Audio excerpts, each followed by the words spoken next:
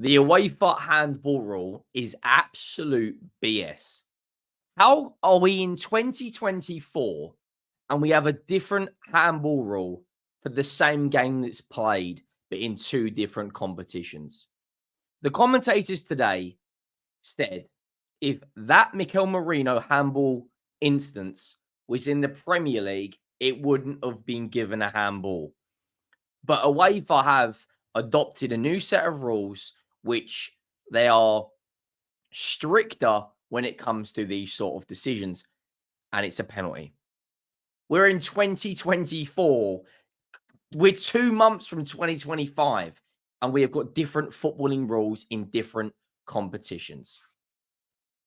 Like, I understand the offside rule because the technology is more advanced in the Champions League. But the handball rule is, look, Arsenal fans again are going to feel hard done by. They're going to feel hard done by. It's another decision that's gone against them. In the eyes of the in the law of the game, that is a handball, but it's a stupid law. It's a stupid rule. I'm yeah.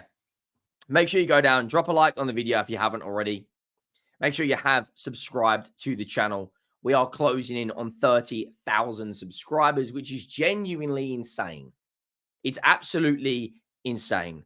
We are less than 100 away. So big up to every single one of you.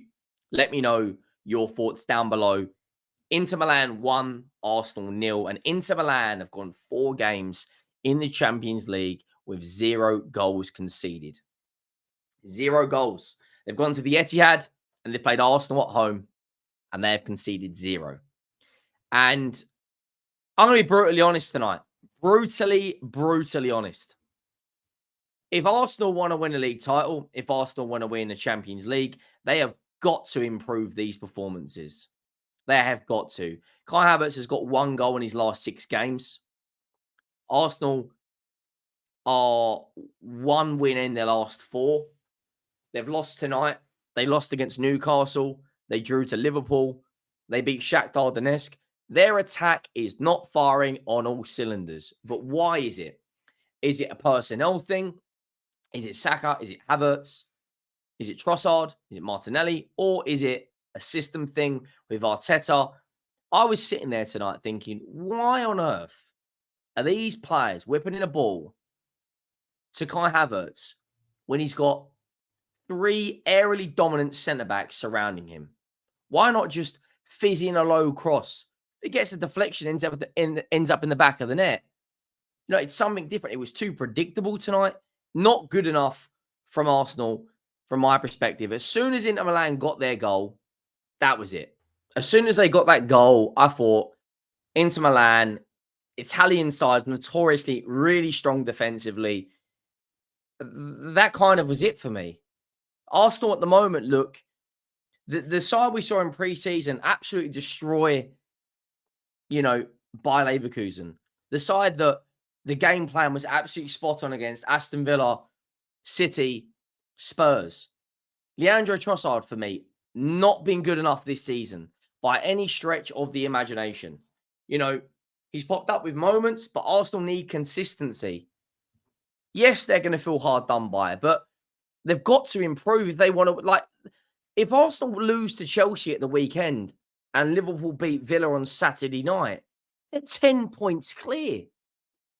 Yes, Martin Odegaard is back, and I think there will be, in terms of creating chances, an uplift because of that. But Arsenal can't be sitting here in November relying on one player. For me, Eva Manieri should have come on at halftime. When Odegaard is out, for me, he has got to start a lot of the games. He comes on, admittedly, at the end, just drops the shoulder, Cruyff turns, whatever it was, gets the shot away. The Arsenal lineup today, for me, they had 20 shots at goal. 20 shots, but 4 on target. 4 on target.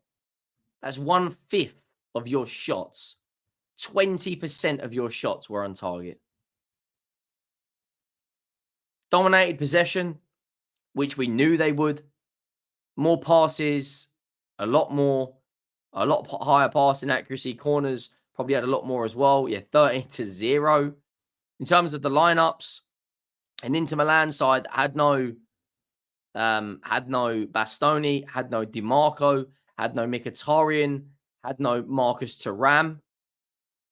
You know, given an inexperienced player like Bisek a game who was really, really good tonight.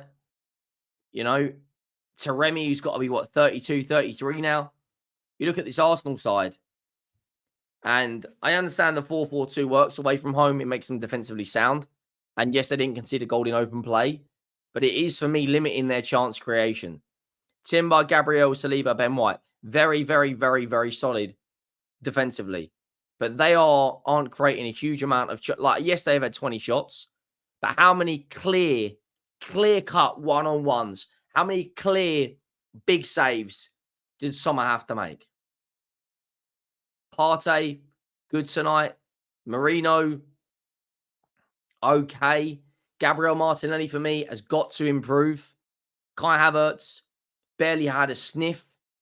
Constantly Martinelli and Saka and Ben White and Timber and Trossard whipping in balls for him when he's surrounded by a back three of De Vrij, who's a monster in the air, Pavard, who's good in the air, and Bisek looks good as well. And you look at the defenders that, Inter Milan could have brought on.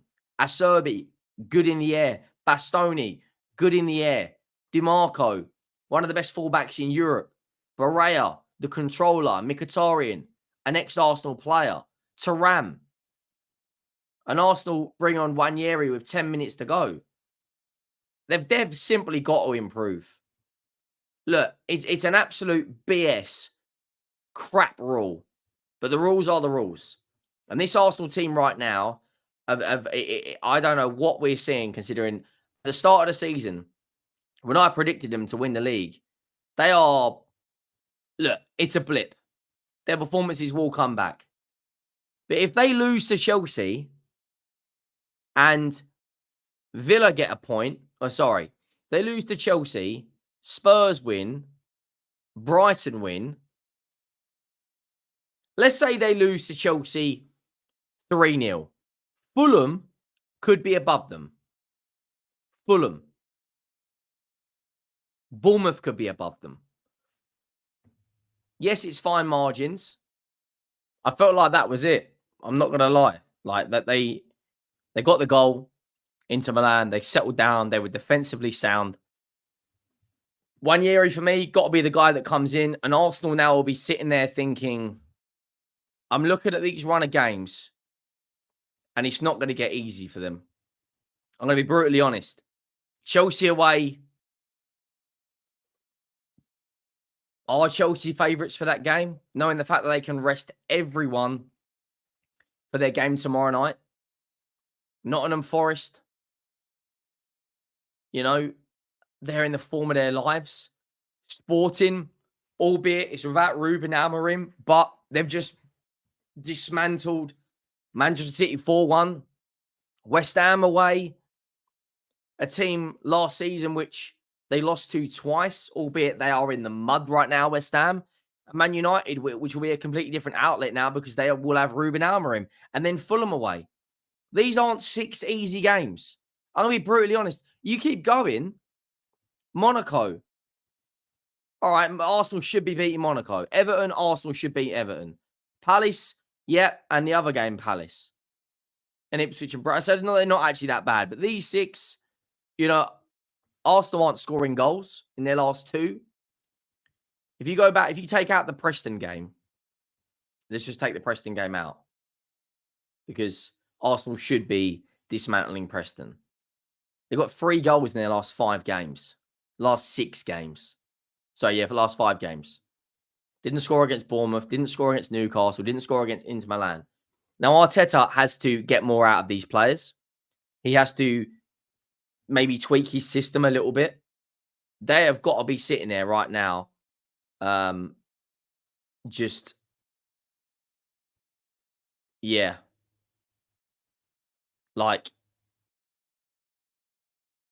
if I was an Arsenal fan looking at tonight, I would be scratching my head going, well, what kind of like, what do we do now? You know, when I've ripped into Ange and I've called out things, he's made some big calls this season. He's taken off Madison, he's dropped Madison, but we in our last 10 games have won more games than Arsenal, won more games than Man United, won more games than Villa. We look like we are starting to turn a corner. And if we win against Ipswich on Sunday and win against Galatasaray, which you expect we would win, other than a slip up against Brighton, a slip up against Crystal Palace, that's 2, 4, 6, 8, 10, 11. That's 2 losses in our last 11 games. We have definitely turned a corner. But, you know, Arsenal right now, they don't collectively, they don't like they're working as a unit properly. Defensively, they're always going to be sound. They are always 100% are going to be sound. They are one of the strongest teams defensively. But right now, it's their attack. It's their attack that needs to answer these questions. Why aren't you creating enough chances? Why aren't you scoring enough goals? The game plan from Arteta, why are you constantly whipping in crosses? Like when you got one man in there really and 3 centre backs. I'll be honest, I don't know. Like lots of people are gonna come out saying that they believe they were robbed. The rules are the rules, but it's a stupid, stupid rule. If Arsenal, you know, were played this game in England, for instance, they would have come out of a 0-0 draw tonight. And then you're thinking, right, 0-0 draw in the Champions League. And where it leaves them in the Champions League is, of course, it's their first defeat. And, you know, they've still won, you know, 2 out of 4 and drawn 1 against Atalanta away. But it's the same with City. Both these English sides right now have got problems, but the one who hasn't is Liverpool. Look, City are down in 10th with 2 wins out of 4, and Arsenal are down in 10th with 12th with 2 wins out of 4. You know, it's worrying times for both of these teams. I'm not going to lie. I am not going to lie. Let me know your thoughts down below. Make sure you drop a like. Look at Atalanta in 9th. They haven't conceded a goal yet, Atalanta. Wow. And neither have Inter. And Arsenal couldn't score against both of them. Wow. Barcelona scored 15. Oh, my God. Make sure you drop a like. Let me know your thoughts down below. I'll do more of an in-depth match reaction, match review tomorrow. I'll see you on the next one. Thank you for watching. I am